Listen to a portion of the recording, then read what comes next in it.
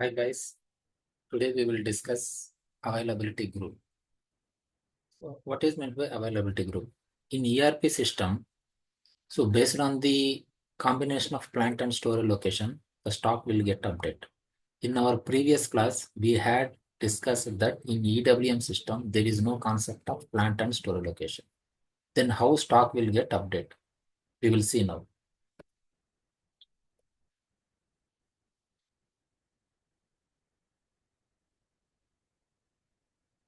So here you can see here, this is the org structure in ERP system or HANA system. Company code, plant, storage location, warehouse number. So for the combination of plant and storage location, this it will be assigned to the warehouse number. And this warehouse number in turn will be assigned to the EWM warehouse number. This we have seen in our previous discussion. Now this EWM warehouse number, it will be assigned to the availability group. Okay. So from this availability group, the system will comes to know that to determine the stock type. Okay. So how it will happen, we'll see now. So basically, as I said, EWM system mainly, availability group is mainly is used to determine the stock type and the storage location of the ERP side. How it will happen. So we are having the configuration setting. You can see here under the node SCM EWM. We are having the EWM and then SCM basis. Under SCM basis, we are having the node called line, Logistics Inventory Management Engine. Here we will determine the, define the stock types. Okay. So the stock types, usually we will define as per standard our given EWM are F1, Q1, B1, F2, Q2, B2, like that. Okay. So F1 means unrestricted use in put away. F2 is unrestricted use in warehouse. That means we have discussed in our earlier class, we define the two storage locations. One is for ROD, received on dock. Second one is called AFS, available for sale. Received on dock means still it is put away not happened. Okay. So AFS means available for sale. That means put away happened. From there, the picking process will continue and so that it will be delivered to the customer. Okay. So whenever we receive the materials and we will create the, first we will create the PO, then we will, under the confirmation category, we will select the option called inbound delivery. Then we'll save the PO. Then we will do the inbound delivery. Once the inbound delivery got saved, it will be distributed to the EWM. Once it is distributed in EWM system, we will do the warehouse task creation and confirmation. Up to warehouse task creation, the stock will be in F1 only. Whenever the stock got, the warehouse task is confirmed, the stock will be changed to the stock type will be changed to the F2. This is based on the programming. Automatically, it will be changed to the stock type to F2 and the storage location will be changed to ROD to AFS. Whenever this happened in the backend, automatically system will create a material document with 411 movement type. Okay, you can see here. So once the stock types are configured, we are having the configuration path SCM EWM under the node goods receipt process. We will define the availability group.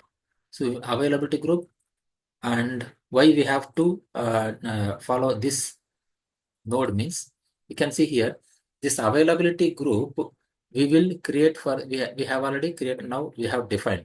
Now the next step is this availability group, it will be assigned to the our stock types. This is our EWM warehouse number and the stock types F1, F2, and availability group assigned 001 for the F1, and here this is the stock type FF. FF means it is a non-location dependent stock type or ERP stock type. That is in ERP we used to stock types are FF, QQ, BB. Okay, so these are the stock types and this is the stock type role. Okay, so in a nutshell, how system determines the EWM stock type means it is based on the combination of availability group and the ERP stock type or non-location dependent stock type and stock type role. Okay, so based on this combination, the stock type will be determined. Okay, so this is the mechanism. Availability group plus then location independent stock type or non-location dependent stock type and stock role. Based on this, the availability group will be, the stock type will be determined. So as I said, whenever the warehouse task is confirmed, automatic swing happens and stock type will changes from F1 to F2. Corresponding storage location will be changed to ROD to AFS. And in the configuration settings, we have defined the storage location. So what storage location it has to change means here we will define. So this is the plant and the storage location and the warehouse number, availability group. Okay. So whenever the stock here the availability group 001 is there, so it is assigned to ROD. Okay. So whenever the availability group 002, this has been assigned to the stock type F2. Okay. So that means stock type is assigned to F2. F2 is assigned to the availability group 002. The corresponding storage location is AFS. Clear? Okay. So this is about the availability group and some mandatory settings we need to remember. So then only this swing, I mean the ROD location, storage location will be changed to the AFS so that a material document will be posted in the backend based on the coding. Okay. So in the storage type, the destination storage type, the availability group is mandatory. We need to, though the field is not mentioned as a mandatory, but we need to make it as, I mean, we need to enter. Entry is a mandatory, the destination storage type. And the storage type, I mean, the availability group should not be same in storage, source storage type and destination storage type. This is first point. Second point is availability group is mandatory in the destination storage type. Third type is the stock type in the source storage type should not belongs to the availability group of the for the destination storage type. Okay, so these are the three mandatory settings we need to follow. Then only this swing will happen to for the stock type F1 to F2 and storage location ROD to AFS. The first one is the source and destination to storage type should have different availability groups. The availability group should not be same for this source and destination storage type.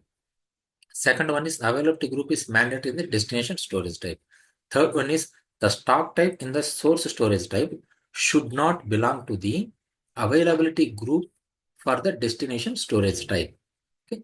So based on these conditions, the stock type will change and the storage location will be changed. Okay. Thank you guys.